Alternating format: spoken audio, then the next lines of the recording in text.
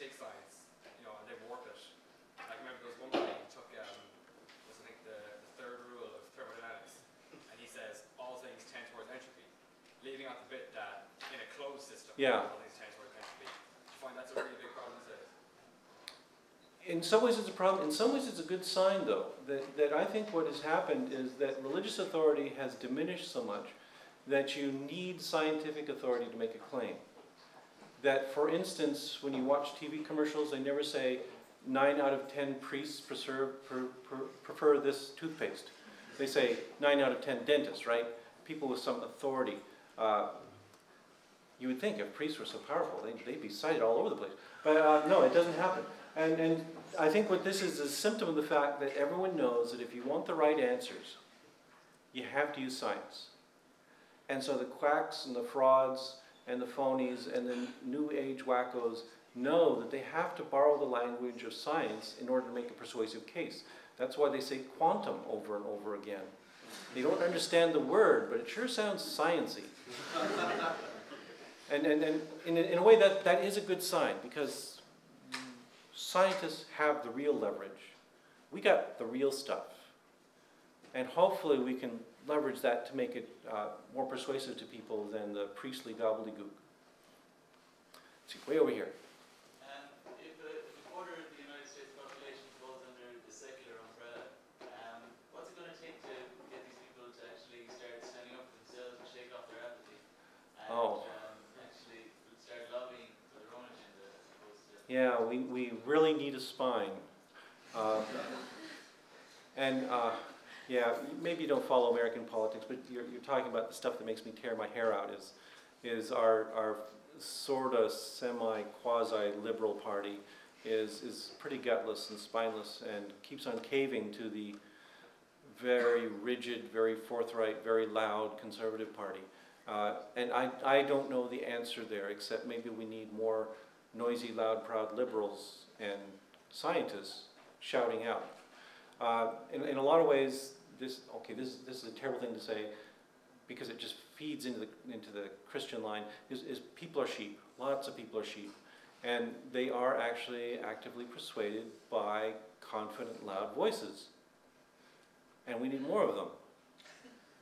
So that's one of the things when I go to meetings and talk to scientists, I tell them is stop waffling.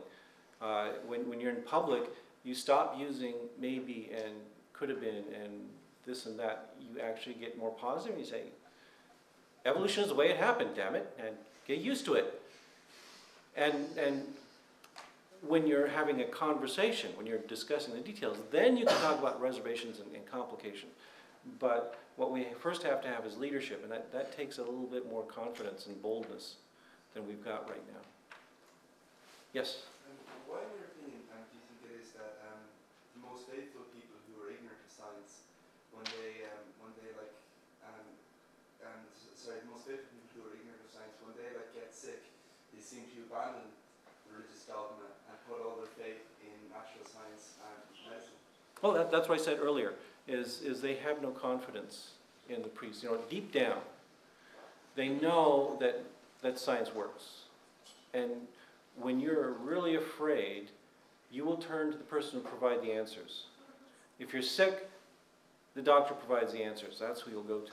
And it's also one of the strengths of religion. Somebody mentioned this other thing about fear. It's another thing that works for religion is we don't have an answer for death, so many people will turn to the priest when that event comes along. So yeah, you're just looking for what works.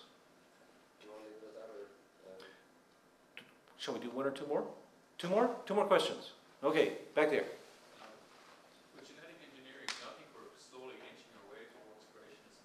It's like saying in like 100,000 years' time, they'll be citing all the scientific literature like this came from this genetic modification.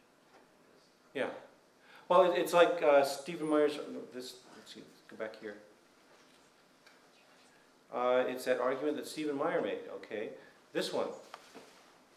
We would say that number 2 is true, and it's becoming increasingly true, that humans are going to be able to produce all kinds of complex information in biological systems as well.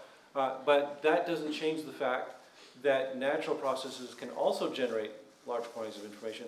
It just takes longer, it's not directed, and it produces much more unexpected results. Okay, one more. Over here.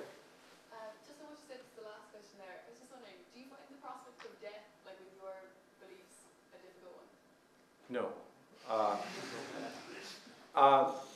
You know, I'm having a good time, and it's like telling me that the party's going to end sometime, so I feel bad about that. Let's keep going forever. But, you know, we all know the party ends sometime. So I've adjusted to it. I'm reconciled to it. I will go out fighting and clawing and screaming, and I'll probably embarrass my kids. But no, it's inevitable. Every single one of us in this room is going to die, and even more horribly, all of our children are going to die, and our grandchildren are going to die. Isn't this a lovely way to end the talk? It's all going to go. But of course, what that means is that we value our time now even more. I am very glad to be alive because the alternative is so grim. So we celebrate life now, in the here and now. And then the other thing is, of course, that even as atheists, we have continuity. That, you know, you look around this group and you see these people who gather and want to talk and think and ask questions. And we're going to be dead in 100 years, but don't you want to think that in 100 years there will still be people getting together here in Galway and having conversations and talking and thinking?